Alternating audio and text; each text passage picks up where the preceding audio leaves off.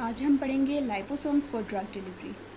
Liposomes जो हैं वो नोवल ड्रग डिलीवरी सिस्टम के अंदर यूज़ किए जाते हैं। ये वेसिकुलर स्ट्रक्चर्स होते हैं, जिसका मतलब है कि ये इनक्लोज्ड स्ट्रक्चर्स होते हैं जो कि तब बनते हैं जब फॉस्फोलिपिड्स को वाटर के अंदर डिस्पर्स कर दिया जाता है। फॉस्फोलिपिड्स को जब वाटर के अंदर डिस्पर्स करते हैं तो फॉस्फोलिपिड्स की दो लेयर्स बन जाती हैं, जिसको बाई लेयर्स कहा जाता है, और यही बाई लेयर्स फिर वेसिकुलर स्ट्रक्चर्स मतलब के लाइपोसोम बनाती हैं। जो लाइपोसोम का स्ट्रक्चर है उसके अंदर फॉस्फोलिपिड्स इंक्लूडेड हैं, मतलब कि फॉस्फोटिडाइल कोलिन की फॉर्म में, और मिक्स लिपिड चेन्स जो कि फॉस्फोटिडाइल इथेनॉल अमाइन की फॉर्म में जो है लिपोसोम के अंदर प्रेजेंट होते हैं। अब यहाँ पे स्ट्रक्चर जो है लिपोसोम का शो किया गया है, जिसके अंदर फॉस्फोलिपिड्स शो किए गए हैं और फैटी एसिड चेन्स जो हैं वो शो किए गए हैं। अब फॉस्फोलिपिड जो हैं इसकी दो लेयर्स हैं, एक बाहर की तरफ लेयर प्रेजेंट है और एक अंदर की तरफ लेयर प्रेजेंट है। इसी वजह से इसको बाई लेयर्ड स्ट्रक्चर भी कहा जाता है। और ये जो ब्लू पोर्शन है ये फैटी एसिड्स को शो कर रहा है। ये हाइड्रोफोबिक रीजन को भी शो कर रहा है, मतलब कि अगर ड्रग जो है वो लिपोफिलिक होगी, मतलब कि लिपिड सॉल्युबल होगी, तो वो इस रीजन में इनकैप्सुलेट होगी। लेकिन अगर ड्रग जो है वो हाइड्रोफिलिक होगी, मतलब कि वो वाटर सॉल्युबल होगी, तो वो इस रीजन में इनकैप्सुलेट होगी, जिसको एक्वस फेस कहा जाता है। इसके अलावा जो लिपिड बायलेयर है वो बहुत ज़्यादा रिएक्टिव होती है। इसका मतलब ये है कि इसके साथ हम डिफरेंट टैग्स को अटैच करवा सकते हैं। फॉर एग्जांपल, अगर हम एंटीबॉडी की एग्जांपल लें, एंटीबॉडी को हम एज अ टैग जो है इस लिपिड बायलेयर के ऊपर जो है अटैच करवा सकते हैं। जो एंटीजन होगा जो कि टारगेट साइट के ऊपर प्रेजेंट होगा, वो जो है फिर इस एंटीबॉडी को अपनी तरफ अट्रैक्ट करेगा, और एज अ रिज़ल्ट एंटीबॉडी और एंटीजन जो हैं वो आपस में रिएक्ट करेंगे, और जो लिपोसोम के अंदर जो कंटेंट प्रेजेंट होगा वो रिलीज़ हो जाएगा टारगेट साइट के ऊपर। इसके अलावा मार्कर्स हम डिफरेंट यूज़ कर सकते हैं, क्योंकि जो लिपिड बायलेयर है वो हमारे पास ट्रांसपेरेंट होती है, तो उसको डिटेक्ट करने के लिए हम डिफरेंट मार्कर्स को यूज़ कर सकते हैं, जो कि एंजाइम्स भी हो सकते हैं या कोई भी फ्लोरेसेंट मटेरियल हो सकता है। फिर हम पढ़ते हैं स्ट्रक्चर के बारे में। अब जो ये वाला स्ट्रक्चर है ब्लू वाला, ये हमारे पास फॉस्फोलिपिड स्ट्रक्चर को शो कर रहा है। फॉस्फोलिपिड का स्ट्रक्चर जो है, एक इसमें पोलर ग्रुप प्रेजेंट होता है, इसके अलावा इसमें फॉस्फेट ग्रुप प्रेजेंट होता है, और ग्लिसरॉल जो है हमारे पास ये हाइड्रोफिलिक हेड कहलाता है। मतलब ये तीन कंपोनेंट्स जो हैं हमारे पास हाइड्रोफिलिक हेड जो है वो बनाते हैं। और इसके अलावा इसमें दो फैटी एसिड चेन्स होती हैं। ये fatty acid chains about 10 to 24 carbon atom long होती है, और इनको ये जो टेल है इसको हाइड्रोफोबिक टेल कहा जाता है। कलेक्टिवली जो फॉस्फोलिपिड है उसको हम एम्फीफैटिक मॉलिक्यूल भी कहते हैं। इसकी वजह ये कि इसमें हाइड्रोफिलिक और हाइड्रोफोबिक दोनों पार्ट्स प्रेजेंट होते हैं।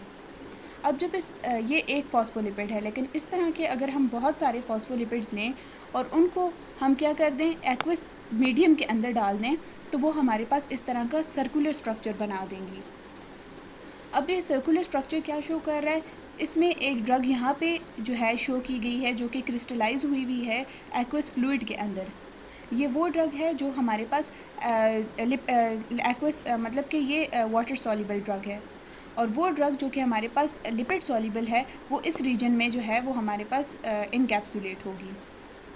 इस डायग्राम में बेसिकली लिपोसोम का जो सर्कुलर स्ट्रक्चर है वो शो किया गया है। अब हम हिस्ट्री के बारे में पढ़ते हैं कि कैसे लिपोसोम्स जो है वो डिस्कवर हुए। सबसे पहले जो रिसर्चर्स थे उन्होंने डिस्क्रिप्शन दी थी स्वॉलन फॉस्फोलिपिड सिस्टम्स के बारे में। ये डायग्राम जो है ये वही स्वॉलन फॉस्फोलिपिड स्ट्रक्चर्स जो है वो रिप्रेजेंट कर रही है। फिर कुछ ईयर्स के अंदर अंदर ही बहुत सारी वैरायटी आ गई फॉस्फोलिपिड बायलेयर स्ट्रक्चर्स की, जिनको पहले बैंगोसोम्स का नाम दिया गया और उसके बाद इसको लिपोसोम कहा गया। जो अर्ली पायनियर्स थे जैसे ग्रेगोरियडस था और जो पेरी था, उन्होंने एक कॉन्सेप्ट डेवलप किया कि अगर हम ड्रग को लिपोसोम के अंदर इनकैप्सुलेट करवा देंगे तो हमारे पास वो लिपोसोम जो है ड्रग डिलीवरी सिस्टम का काम परफॉर्म करेगी। तो इसी तरह सबसे पहले इन वीवो एक्टिविटी परफॉर्म हुई माइस के अंदर।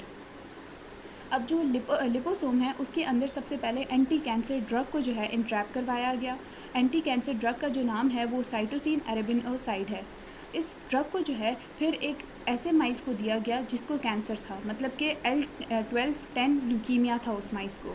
तो एज अ रिज़ल्ट जब ये लिपोसोम जिसके अंदर हमारी ड्रग जो है साइटोसिन अरेबिनोसाइड जो है वो इंट्रैप्ट हुई है वो उस माइस को दी गई, तो वो उसके अंदर जो सर्वाइवल के चांसेस थे वो इंक्रीज़ हो गए। उसके बाद से जो माइस है वो पॉपुलर मॉडल सिस्टम बन गया, और एज अ रिज़ल्ट फिर जितनी भी लिपोसोम की कैरेक्टरिस्टिक्स थी, मतलब कि लिपोसोम में डिफरेंट चेंजेस की गई, उसके अंदर डिफरेंट ड्रग्स डाली गई और फिर उसका थेराप्यूटिक इफेक्ट जो है वो बॉडी के अंदर चेक किया गया, तो वो सारा कुछ जो है फिर माइस के थ्रू होने लगा, माइस को as a model system use करने लग गए। अब जो लिपोसोम को हम जब डिज़ाइन करते हैं तो कुछ प्रॉपर्टीज़ अचीव करने के लिए जो है हम उसको डिज़ाइन करते हैं। सबसे पहली प्रॉपर्टी क्या है कि drug loading and control of drug release rate. हम लिपोसोम्स को डिज़ाइन करते हैं ताकि हम कंट्रोल कर सकें ड्रग लोडिंग को, मतलब कि हमारी मर्ज़ी के मुताबिक हम उसमें अपनी मर्ज़ी के मुताबिक कोई भी ड्रग लोड करवा सकते हैं और उसका रिलीज़ रेट क्या होगा वो भी हम कंट्रोल कर सकते हैं। इसके अलावा overcoming the rapid clearance of liposome, जो हमारे पास जो दूसरी ड्रग्स हैं जो कि हम ओरली लेते हैं या जो इंजेक्शंस के थ्रू ली जाती है, वो हमारे जो सिस्टम है उसमें से बहुत जल्दी क्लियर आउट हो जाती है और बहुत मिनिमम क्वांटिटी टारगेट साइट पे पहुंचती है। इस वजह से लिपोसोम्स को डिज़ाइन किया गया ताकि जो उनकी क्लियरेंस की एबिलिटी है उसको डिले किया जा सके, ड्रग की क्लियरेंस की एबिलिटी को। फिर इंट्रासेलुलर डिलीवरी ऑफ ड्रग के लिपोसोम को इस वजह से भी डिज़ाइन किया गया ताकि जो है वो इंट्रासेलुलरली जाके टारगेट साइट पे अपना ड्रग रिलीज़ करे। फिर receptor mediated endocytosis of ligand targeted liposome. इसका मतलब ये कि लाइपोसोम के ऊपर डिफरेंट लाइगेंड्स को अटैच किया गया, लाइपोसोम की जो बाइलेयर है उसके ऊपर लाइगेंड को अटैच किया गया, जिसके रिसेप्टर्स जो हैं वो डिफरेंट जगहों पे, मतलब हमारी बॉडी का जो टारगेट एरिया होगा जहाँ पे कोई इन्फेक्शन वगैरह होगा वहाँ पे उसका रिसेप्टर प्रेजेंट होगा। दस जो लाइपोसोम जिसके अंदर हमारी ड्रग एंट्रैप हुई हुई है और उसके ऊपर लाइगेंड लगा हुआ है, वो जाएगा उस रिसेप्टर के साथ बाइंड हो जाएगा और एंडोसाइटोसिस के थ्रू अपना ड्रग रिलीज़ कर देगा और वो टारगेट एरिया जो है फिर क्योर हो जाएगा या फिर जो भी सर्वाइवल के चांसेस होंगे वो इंक्रीज़ हो जाएंगे। ट्रिगर्ड रिलीज़, इसका मतलब ये कि लाइपोसोम को इस वजह से भी डिज़ाइन किया गया ताकि वो अपनी रिलीज़ को जो है वो मतलब ईज़िली अपनी ड्रग को जो है रिलीज़ कर सके टारगेट साइट्स पे। और लाइपोसोम को इस वजह से भी डिज़ाइन किया गया ताकि वो न्यूक्लिक एसिड और डीएनए की डिलीवरी भी कर सके। नेक्स्ट जो है हम पढ़ते हैं मैकेनिज़्म ऑफ लाइपोसोम फॉर्मेशन को। अब जो लाइपोसोम है वो फॉस्फोलिपिड्स से बना हुआ है और फॉस्फोलिपिड्स को हम एम्फीफैटिक मॉलिक्यूल भी कहते हैं क्योंकि उसके अंदर हाइड्रोफिलिक हेड होता है और हाइड्रोफोबिक टेल प्रेजेंट होती है। जो हाइड्रोफिलिक पार्ट होता है वो किस चीज़ से बना हुआ होता है? फॉस्फोरिक एसिड से और वाटर सॉल्युबल मॉलिक्यूल से, और इस पार्ट को पोलर रीजन कहते हैं। जबकि जो हाइड्रोफोबिक पार्ट है उसके अंदर दो फैटी एसिड चेन्स होती हैं और इसको नॉन पोलर पार्ट कहा जाता है। जो फैटी एसिड चेन्स हैं वो 10 to 12 कार्बन एटम्स की होती हैं और इनके अंदर जो डबल बॉन्ड प्रेजेंट होते हैं हर चेन के अंदर वो 0 to 6 तक हो सकते हैं। जब इन फॉस्फोलिपिड्स को हम वाटर के अंदर डाल देते हैं, मतलब एक्वस मीडियम के अंदर डाल देते हैं, तो क्या होता है कि हमारे पास जो पोलर रीजन है, मतलब कि जो हमारे पास जो हाइड्रोफिलिक पार्ट होगा वो इस तरह बाहर की तरफ आ जाएगा क्योंकि बाहर की तरफ हमारे पास वाटर प्रेजेंट है, यहाँ पे हमारे पास एक्वस मीडियम प्रेजेंट है। अब जो अंदर वाला पार्ट है जो कि हाइड्रोफोबिक है वो अंदर की तरफ जो है वो उसका जो डायरेक्शन है वो अंदर की तरफ चली जाएगी। इसके अलावा एक और लेयर जिसकी वजह से इसको बायो लेयर कहा जाता है वो भी बन जाती है और उसका जो पोलर पार्ट होता है वो अंदर की तरफ होता है। इसकी वजह ये कि अंदर भी हमारे पास एक्वस मीडियम प्रेजेंट होता है। इस वजह से जो हाइड्रोफिलिक पार्ट होता है वो एक्वस मीडियम की तरफ चला जाता है और जो हाइड्रोफोबिक पार्ट होता है वो दूसरे हाइड्रोफोबिक पार्ट्स के साथ इस तरह ऑपोजिट डायरेक्शन में लग जाता है। तो जब हम इसको जब फॉस्फोलिपिड्स को एक्वस मीडियम के अंदर डाला जाता है तो उसको एनर्जी प्रोवाइड की जाती है ताकि ये वेसिकुलर स्ट्रक्चर बन सके। Energy in the form of sonication भी प्रोवाइड की जा सकती है, शेकिंग, हीटिंग, होमोजेनाइजेशन और बाकी भी बहुत सारे मेथड्स हैं जिसके थ्रू क्या होता है कि हमारे पास जो हाइड्रोफोबिक इंटरेक्शन होती है या फिर जो लिपिड या लिपिड वाटर इंटरेक्शन होती है वो इंक्रीज़ कर जाती है और एज अ रिज़ल्ट हमारे पास थर्मोडायनामिक इक्विलिब्रियम इस्टेब्लिश करने के लिए वो एक वेसिकुलर स्ट्रक्चर बना देते हैं। अब जो फॉस्फोलिपिड है जिसकी वजह से उसको एम्पीफैटिक कहा जाता है उसकी क्या वजह है कि इसमें जो हाइड्रोफिलिक हेड होता है और हाइड्रोफोबिक टेल प्रेजेंट होती है। अब ये एम्पीफिलिसिटी जो है ये कुछ प्रॉपर्टीज़ जो है वो इस जो फॉस्फोलिपिड है उसको जो है कुछ प्रॉपर्टीज़ देती है। सबसे पहले प्रॉपर्टी क्या है? Self assembly. जो फॉस्फोलिपिड्स होते हैं उनके पास ये कैपेबिलिटी डेवलप हो जाती है कि वो जो है सेल्फ असेंबल होकर एक वेसिकुलर स्ट्रक्चर्स बना सकते हैं। उनके पास एक नेचुरल टेंडेंसी आ जाती है कि वो लिपोसोम बना सकते हैं। इसके बाद हमारे पास इमल्सिफाइंग प्रॉपर्टी भी उनके पास आ जाती है। उनके पास गुड इमल्सिफाइंग प्रॉपर्टी होती है जिसकी वजह से वो इमल्जेंस को स्टेबलाइज कर सकते हैं। इसके अलावा वेटिंग प्रॉपर्टी भी उनके पास आ जाती है, वेटिंग कैरेक्टरिस्टिक डेवलप हो जाता है फॉस्फोलिपिड्स के अंदर, और दस वो ड्रग जो कि हमारे पास हाइड्रोफोबिक होती है, वो ड्रग जो हमारे पास हाइड्रोफोबिक होगी वो फिर हमारे पास लिपिड जो हाइड्रोफोबिक रीजन है उधर जो है वो इंट्रैप होगी। मतलब एक्वस रीजन में जब ड्रग इंट्रैप होती है तो वो, अगर एक्वस रीजन में ड्रग इंट्रैप होती है तो वो यहाँ पे होती है, लेकिन अगर ड्रग हाइड्रोफोबिक ड्रग हो, मतलब कि वो वाटर लविंग ना हो, तो वो किधर इंट्रैप होगी, वो इस रीजन में इंट्रैप होगी। दस वेटिंग प्रॉपर्टी इसी को बोलते हैं कि हमारे पास जो ड्रग है वो इस रीजन में जो है वो इंट्रैप होगी। फर्दर फिर हम पढ़ते हैं कैरेक्टरिस्टिक ऑफ लाइपोसोम्स, लेकिन हम पहले इस बात को डिटेल से पढ़ लेते हैं कि हमारे पास बाइलेयर फॉर्मेशन की रीजंस क्या थी।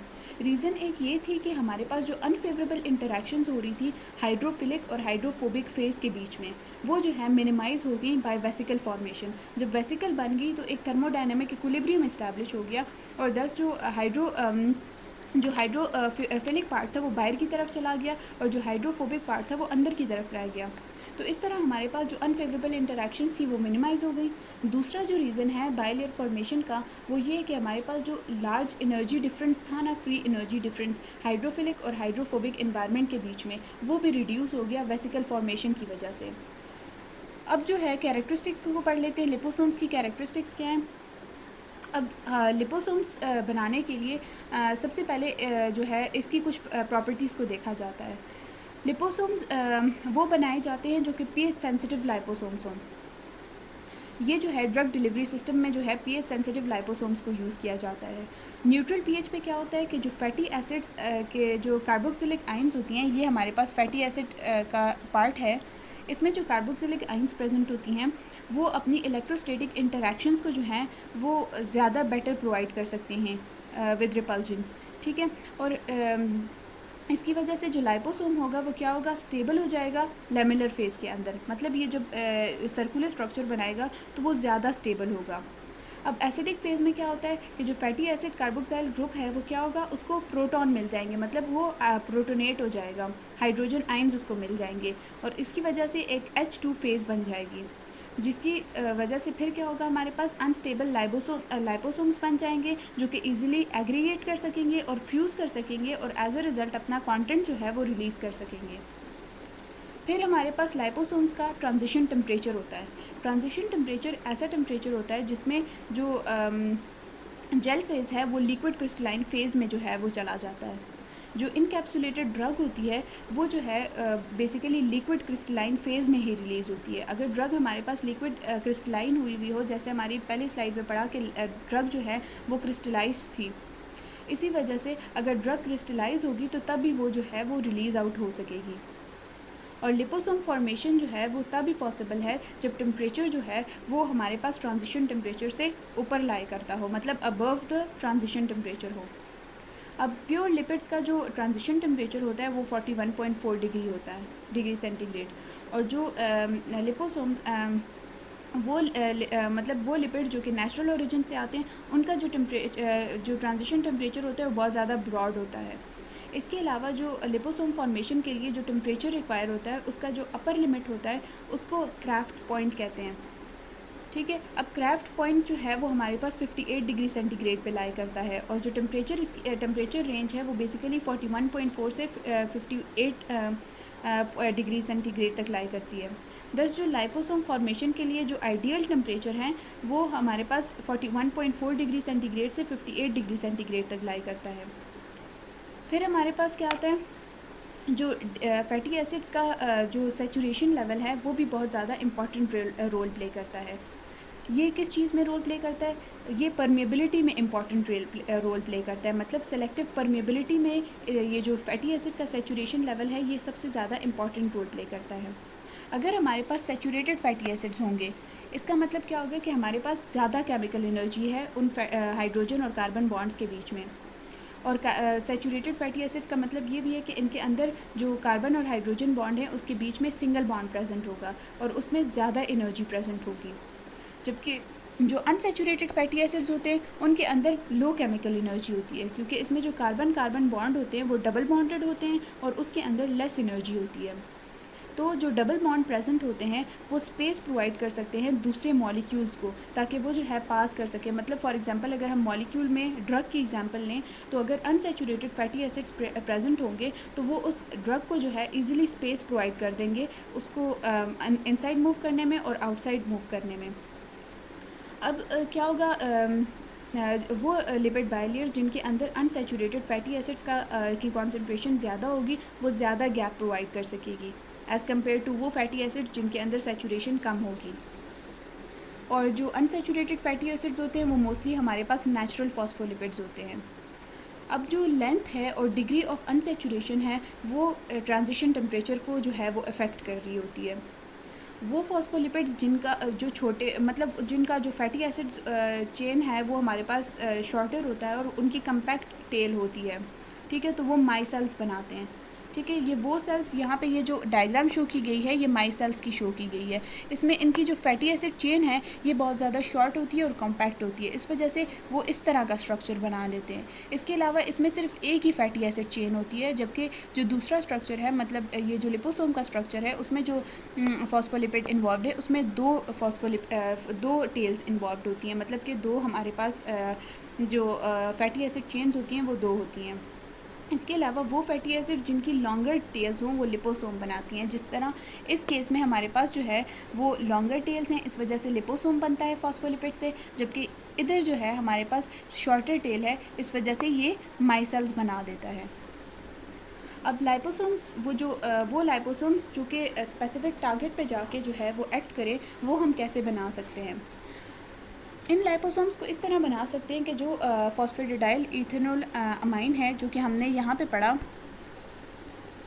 यहाँ पे फॉस्फेटिडाइल इथेनॉल अमाइन जो कि मिक्स्ड लिपिड चेन प्रेजेंट होती है।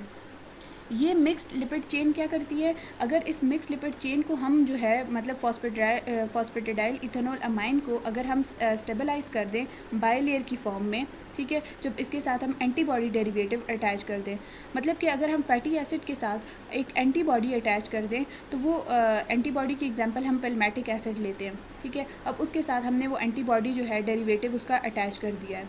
अब जो इम्यूनोग्लोबुलिन हमने अटैच किया है वो अपनी टारगेट साइट पे जाएगा जहाँ पे उसका एंटीजन प्रेजेंट है और वहाँ पे जो है बायलेयर को डीस्टेबलाइज कर देगा। अब जब बायलेयर डीस्टेबलाइज होगी तो जो लिपोसोमल कंटेंट है मतलब जो उसके अंदर ड्रग प्रेजेंट है वो रिलीज़ हो जाएगी टारगेट साइट के ऊपर। तो इस तरह जो है लाइपोसोम्स जो है उनको टारगेट किया जाता है स्पेसिफिक टिश्यूज़ के ऊपर। अब जो सब सेलुलर टारगेटिंग है वो भी अभी तक मतलब बिगिनिंग में है और अभी भी उस पर इन विट्रो रिसर्च जो है वो हो रही है। मतलब कि जो सेल के अंदर स्ट्रक्चर्स हैं उनको भी हम टारगेट कर सकते हैं, जैसे कि माइटोकॉन्ड्रियल टारगेटिंग जो है वो हम कर सकते हैं। फॉर एग्जांपल अब यहाँ पे हम RH123 पैक्ड जो है वो हमारे पास जो है एक लाइपोसोम है जिसके साथ अगर हम एक लाइगेंड जो है वो बाइंड कर दें इन द फॉर्म ऑफ माइटोकॉन्ड्रियोट्रोपिक डायरोडमीन, इसको हम अटैच कर दें, ये हमारे पास एक लाइगेंड होता है जिसको अगर हम इस लाइपोसोम के साथ अटैच कर दें तो वो क्या करेगा, टारगेट साइट पे जाएगा और वहाँ पे माइटोकॉन्ड्रियल टारगेटिंग करेगा। तो इस तरह जो है हम सब सेलुलर टारगेटिंग भी कर सकते हैं, जो सेल के अंदर स्ट्रक्चर्स होते हैं उनको भी हम टारगेट कर सकते हैं। इसके अलावा जो क्लासिफिकेशन है वो लाइपोसोम की on the basis of size भी हो सकती है, on the basis of number of bilayers, composition, method of preparation, इन सारी चीज़ों की बेसिस पे लाइपोसोम्स को हम क्लासीफाई कर सकते हैं।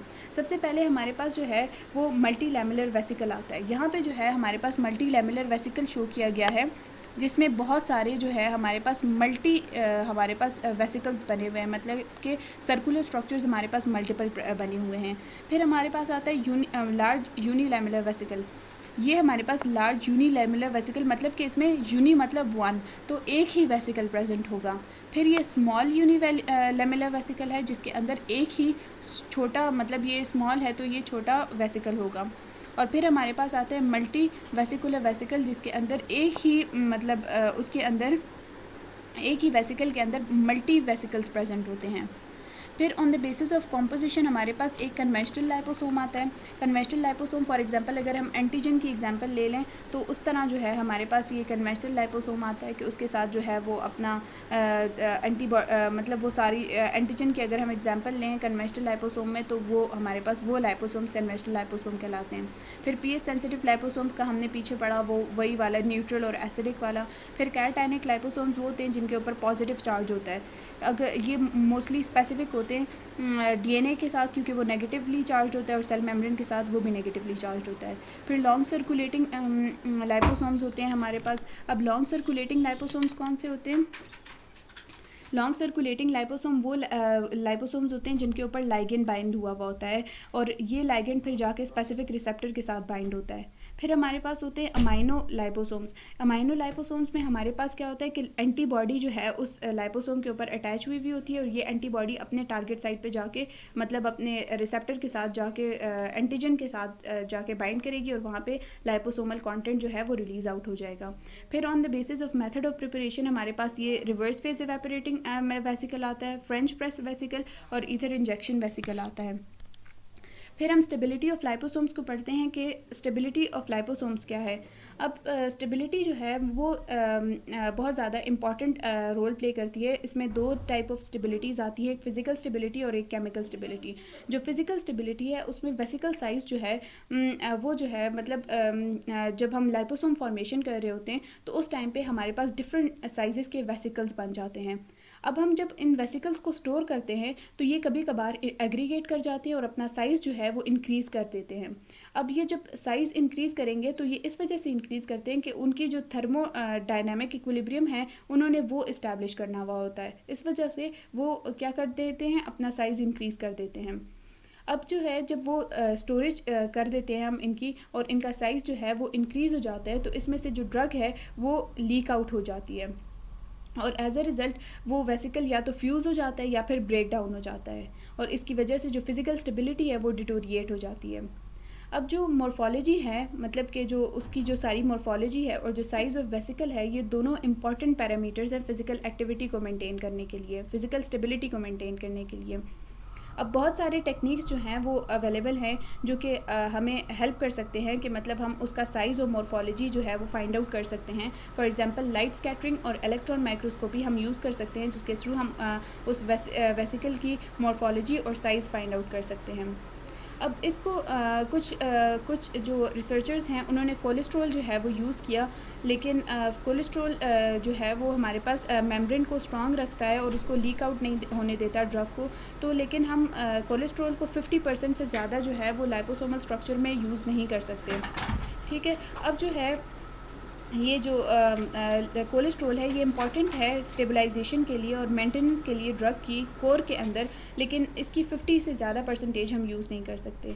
तो फिज़िकल एक्टिविटी को मेंटेन करने के लिए हम बस 3 चीज़ें कर सकते हैं। सबसे पहले जो है हम जो अनसेचुरेटेड फैटी एसिड्स है ना उसकी लेवल को बस एक लिमिट तक रखें, बहुत ज़्यादा एक्सेस अनसेचुरेशन ना करें क्योंकि जितनी ज़्यादा अनसेचुरेशन होगी उतने ज़्यादा गैप्स क्रिएट होंगे।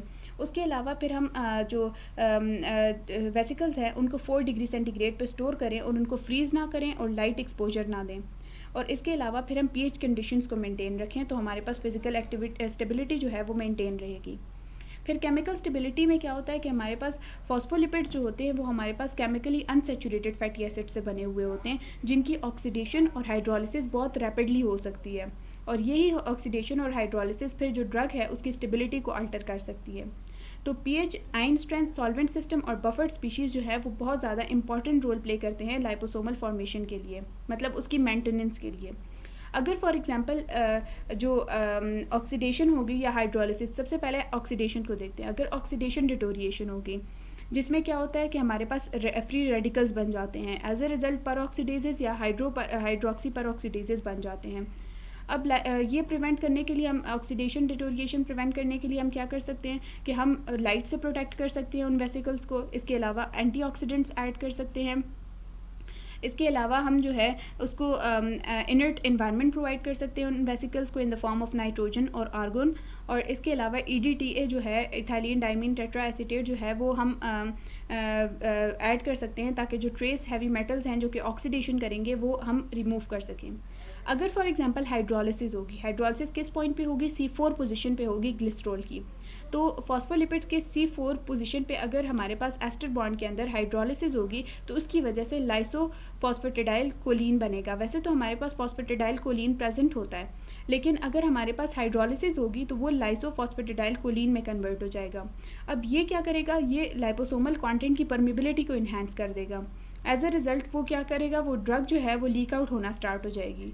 तो हमें इम्पॉर्टेंट चीज़ क्या है यहाँ पे कि हम उस ड्रग को उसके अंदर कंट्रोल्ड रखें, मतलब उसको बाहर लीक आउट ना होने दें। तो इस वजह से हमारे पास फॉस्फेटिडाइल कोलिन का होना मस्ट है, लेकिन हमने जो लाइसोफॉस्फेटिडाइल कोलिन है उसको सिंथेसाइज होने से प्रिवेंट करना है। फिर हमारे पास आता है कि mechanism of action of liposome. अब जो स्टेप्स इन्वॉल्व हैं कि कौन कौन से स्टेप्स से जो है वो लाइपोसोम जो है वो अपने टारगेट पे जाके मतलब अपना ड्रग जो है वो डिलीवर करेगा, उसके क्या मैकेनिज्म ऑफ एक्शन है। सबसे पहले एड्सॉर्प्शन। एड्सॉर्प्शन के थ्रू क्या होगा, हमारे पास ये मतलब एक जो लाइपोसोम है उसका स्ट्रक्चर जो है स्पेसिफिटी शो करता है टू द सेल मेम्ब्रेन, और एज अ रिज़ल्ट हमारे पास जो एड्सॉर्ब वो जो है सरफेस के ऊपर यहाँ पे एड्सॉर्ब हो जाता है, जो यहाँ पे शो किया गया है। एड्सॉर्प्शन में क्या होता है कि सेल मेम्ब्रेन जो होता है वो कांटेक्ट में आ जाता है लिपोसोम के साथ। इसके अलावा एंडोसाइटोसिस हो सकती है। एंडोसाइटोसिस में क्या होगा कि हमारे पास जो एंडोसाइटोसिस में हमारे पास वो जो इनगल्फमेंट वाला प्रोसीजर होता है वो होगा कि जो सेल मेम्ब्रेन है वो लिपोसोम को इनगल्फ कर लेगा, इंटरनलाइज कर लेगा, और एज अ रिज़ल्ट लिपोसोम जो है वो अंदर की तरफ आ जाएगा और यहाँ पे अपना कंटेंट जो है वो रिलीज़ आउट कर देगा। इसके अलावा फ्यूजन हो सकती है। फ्यूजन में क्या होगा कि हमारे पास जो ये मोस्टली कैटाइनिक की फॉर्म में होता है, जब हमारे पास जो लिपोसोम है उसके ऊपर हमारे पास कैटाइन्स लगे हुए हैं, और एज अ रिज़ल्ट वो सेल मेम्ब्रेन है उसके साथ बाइंड होकर अपना लिपिड कंटेंट रिलीज़ कर रहा है।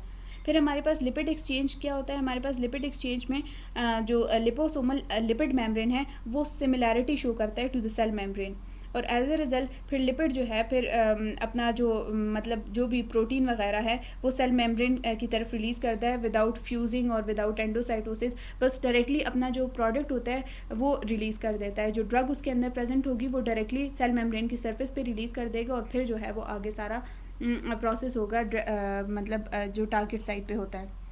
फिर थेरेप्यूटिक एप्लीकेशंस क्या है हमारे पास लिपोसोम्स की सबसे पहले हमारे पास साइट अवॉइडेंस डिलीवरी, मतलब कि वो हमारे पास for example anti cancer drugs जो है वो नॉर्मल टिश्यूज़ को जो है फिर जाके वहाँ पे साइटोटॉक्सिक इफेक्ट शो करते हैं, मतलब कि टॉक्सिसिटी लेवल वहाँ पे नॉर्मल टिश्यूज़ पे उनका ज़्यादा होता है। तो हम क्या कर सकते हैं कि लाइपोसोम्स के अंदर ड्रग को डाल दें और फिर टारगेट साइट पे उसको ले जाएं, तो वहाँ पे टारगेट साइट पे वो सिर्फ अपना ड्रग रिलीज़ करेगी और बाकी टिश्यूज़ को वो डैमेज नहीं करेगी। अब एग्जांपल इसकी डॉक्सोरूबिसिन जो है वो एक साइड इफ़ेक्ट शो करती है, कार्डियक टॉक्सिसिटी वो शो करती है। तो हम जो है क्या करेंगे, इस ड्रग को डॉक्सोरूबिसिन को लाइपोसोम के अंदर डाल देंगे और वो जो है जाएगी अपनी टारगेट साइट पे, और वहाँ पे लाइपोसोम से ड्रग जो है वो रिलीज़ आउट हो जाएगी और बाकी जो टिश्यूज़ होंगे कार्डियक वगैरह के उनको डैमेज नहीं करेगी।